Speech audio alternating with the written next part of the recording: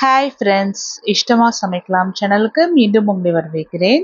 Wishing you all a happy and prosperous new year. இந்த 2025 எல்லாருமே எல்லா வளமும் நலமும் பெற வேண்டும்னு கடவுள்கிட்ட வேண்டிக்கலாம். இன்னைக்கு நம்மளோட பாரம்பரியமான அரிசி பொரி உருண்டை தான் எப்படி செய்யறதுன்னு பார்க்க போறோம். குழந்தைங்க ஸ்கூல் விட்டு வரும்போது அவங்களுக்கு இது போல் ஹெல்தியான ஒரு ஸ்வீட் செஞ்சு கொடுத்தோம் அப்படின்னா ரொம்ப விரும்பி சாப்பிடுவாங்க. பேனில் 1 டம்ளர் புழுங்கலரிசி எடுத்துக்கலாம். மிதமான சூட்டில் வச்சு புழுங்கலரிசியை நல்லா பொன்னிறமாக வறுத்தி எடுக்கணும்.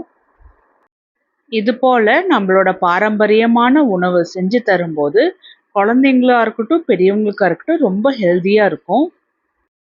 மிதமான சூட்லையே அரிசியை நல்லா இது போல் வறுத்து எடுத்தாச்சு. ரொம்ப கருக விட்டுறக்கூடாது. வறுத்த அரிசியை வேற ஒரு பிளேட்டில் ட்ரான்ஸ்ஃபர் பண்ணிவிட்டு அதே பேனில் 1/2 டம்ளர் வேர்க்கடலை எடுத்துக்கலாம். நான் இன்னைக்கு பச்சை வேர்க்கடலை தான் எடுத்திருக்கேன். நீங்கள் வறுத்த வேர்க்கடலை யூஸ் பண்ணுறதா இருந்தாலுமே ஒரு 2 நிமிஷம் பேனில் போட்டு நல்லா ஃப்ரை பண்ணி எடுத்துக்கோங்க. அப்போ நல்லா மொறுமொறுப்பாக இருக்கும். இப்போ மிதமான சூட்லேயே வேர்க்கடலையும் நல்லா வறுத்து எடுத்தாச்சு. இதை வேற ஒரு பாத்திரத்தில் மாற்றி எடுத்துட்டு அதே பேனில் 3/4 டம்ளர் நல்லா ஃப்ரெஷ்ஷாக துருவின தேங்காய், மிதமான சூட்லேயே தேங்காவையும் நல்லா வறுத்து எடுக்கணும். அப்போ தான் ரொம்ப நாள் ஆனாலும் கெட்டு போகாமல் இருக்கும். தேங்காவோட மாய்ஸ்சர் எல்லாம் போயிட்டு நல்லா உதிரியாக வறுத்தி எடுத்தாச்சு. இதையும் வேற ஒரு பிளேட்டில் மாற்றி எடுத்து வச்சுட்டு அதே பேனில் 3/4 டம்ளர் பொடிச்ச வெல்லம் எடுத்துக்கலாம்.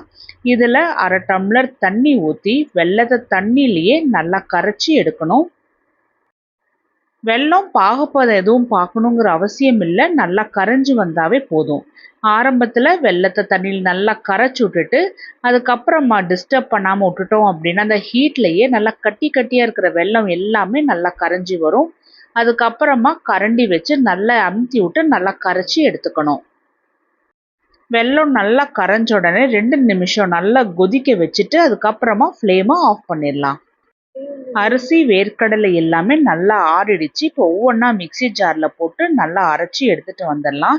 ஆரம்பத்தில் அரிசியை நல்லா அரைச்சி எடுத்துகிட்டு இது போல் வேறு பிளேட்டில் மாற்றி வச்சுட்டு அடுத்ததாக வேர்க்கடலையுமே அரைச்சி எடுத்துட்டு வறுத்து வச்சுருந்த தேங்காயும் போட்டுட்டு வாசனைக்காக 1/4 டீஸ்பூன் ஏலக்காய் தூளும் போட்டு நல்லா கலந்துட்டரலாம்.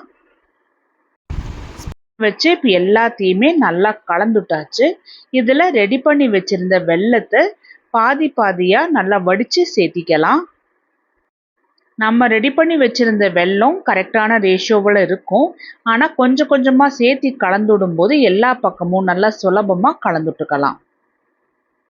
ஃபஸ்ட்டு ஒரு பாதி வெல்லம் பாகு ஊற்றி நல்லா கலந்துட்டுட்டு மீதி பாதி உள்ள வெல்லம் பாகையும் போட்டு நல்லா கலந்துட்டுடலாம்.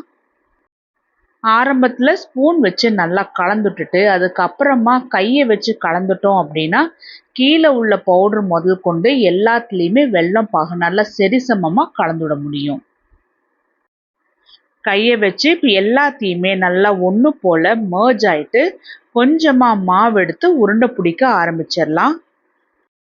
எந்த சைஸுக்கு உருண்டை வேணுமோ அந்தளவுக்கு மட்டும் மாவு எடுத்து நல்லா இது போல் உருட்டி எடுத்துக்கலாம். ஆரம்பத்தில் கொஞ்சம் இறுக்கமாக உருண்டை பிடிச்சிட்டு அதுக்கப்புறமா போக போக பார்த்தோம்னா வெல்லம் பாகு நல்லாவே ஒன்று போல் மர்ஜ் ஆகி உருண்டை நல்லாவே கொஞ்சம் கெட்டியாக வரும். இப்போ பாருங்கள் உருண்டை நல்லா பர்ஃபெக்டான ஷேப்பில் பிடிச்சி எடுத்தாச்சு.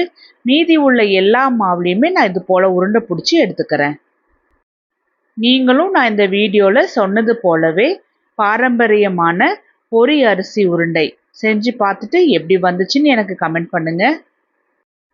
இந்த வீடியோ உங்களுக்கு பிடிச்சிருந்தா லைக் பண்ணுங்கள், உங்கள் ஃப்ரெண்ட்ஸ் எல்லாத்துக்கும் ஷேர் பண்ணுங்கள். இஷ்டமாக சமைக்கலாம் சேனலுக்கு சப்ஸ்கிரைப் பண்ணிக்கோங்க. டெய்லி நான் போடுற வீடியோஸ் உடனுக்குடனே நோட்டிஃபிகேஷன் வர பெல் ஐக்கான் ப்ரெஸ் பண்ணிக்கோங்க.